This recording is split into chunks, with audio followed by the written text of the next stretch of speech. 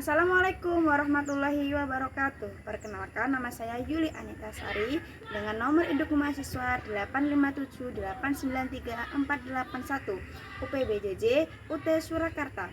Saya di sini akan membuat video praktik IPA di SD, yaitu modul 2 makhluk hidup dengan lingkungannya. Materi 2 yaitu pencemaran lingkungan, pengaruh deterjen terhadap perkakas bahan. Selamat menyaksikan. Berikut adalah alat dan bahan yang harus kita persiapkan. Yang pertama adalah air secukupnya, gelas ukur 1000 ml, kacang hijau, kertas label secukupnya, sendok 7 buah, 1 gram deterjen, penggaris, wadah, kapas secukupnya, gelas 14 buah, serta kertas timah atau aluminium foil. Berikut adalah langkah kerjanya. Yang pertama, kita masukkan kacang hijau ke dalam air pada sebuah gelas, kemudian kita buang kacang-kacang yang mengapung, sementara kacang hijau yang tenggelam yang akan kita gunakan dalam percobaan ini. Selanjutnya, kita akan membuat larutan deterjen dengan konsentrasi yang berbeda. Yang pertama, kita masukkan air ke dalam gelas ukur 1000 ml, kemudian kita tuangkan 1 gram deterjen, kita aduk sampai rata. Setelah rata, kita masukkan larutan deterjen tersebut ke dalam gelas yang berlabel 100% sebanyak 500 ml.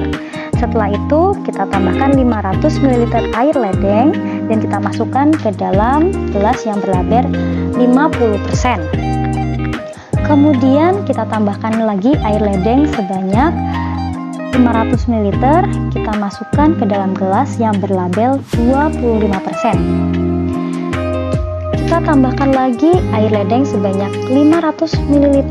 Setelah itu kita masukkan ke dalam gelas yang berlabel 12,5%. Kemudian kita tambahkan lagi air ledeng sebanyak 500 ml. Kita masukkan ke dalam gelas yang berlabel 6,25%. Kemudian kita tambahkan lagi 500 ml air ledeng, kita masukkan ke dalam gelas yang berlabel 3,10% sebanyak 500 ml. Dan yang terakhir, kita tidak boleh menggunakan larutan deterjen ya. Ini adalah air ledeng murni yang akan kita gunakan sebagai kontrol. Selanjutnya, masing-masing dari larutan deterjen tadi kita masukkan kacang hijau, kemudian kita rendam selama 5 menit. Sambil menunggu rendaman kacang hijau, kita akan memasukkan kapas ke dalam sebuah gelas yang memiliki label yang sama seperti tadi. Kapas tersebut akan kita gunakan sebagai media tanam pertumbuhan kacang hijau.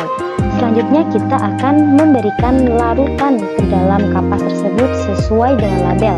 Jika air ledeng, maka kita akan memberikan air ledeng. Jika gelas tersebut berlabel 100%, maka akan kita beri larutan 100%. Jika gelas tersebut berlabel 50%, maka akan kita beri larutan 50% dan seterusnya. Jika sudah selesai, kacang hijau yang sudah kita rendam selama 5 menit tersebut akan kita masukkan ke dalam gelas sesuai dengan labelnya ya.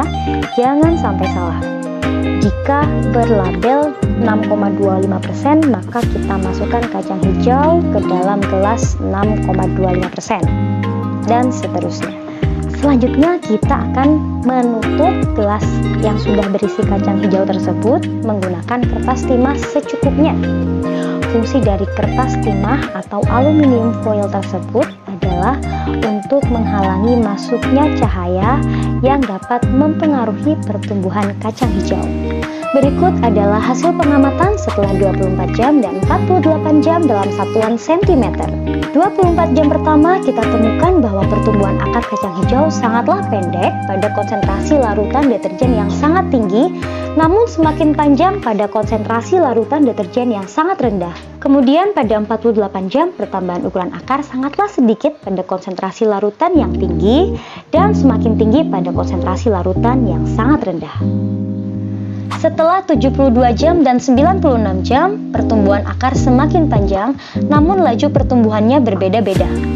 Bahkan jika kita lihat beberapa kacang hijau yang berada pada konsentrasi larutan deterjen 100% dan 50%, ada yang tidak berkembang bahkan setelah 4 hari bijinya membusuk.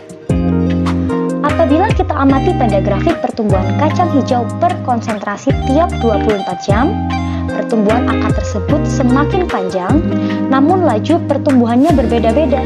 Semakin tinggi konsentrasi larutan deterjen, maka semakin rendah laju pertumbuhan akar kacang hijau. Kesimpulan dari percobaan kali ini adalah pertumbuhan tanaman dipengaruhi oleh beberapa faktor, yaitu faktor dari dalam, gen dan hormon, serta faktor dari luar, yaitu cahaya, suhu, air, media, dan kondisi lingkungan. Kondisi lingkungan memberikan pengaruh terhadap pertumbuhan tanaman kacang hijau.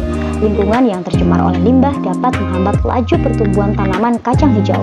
Salah satunya pencemaran air oleh limbah deterjen.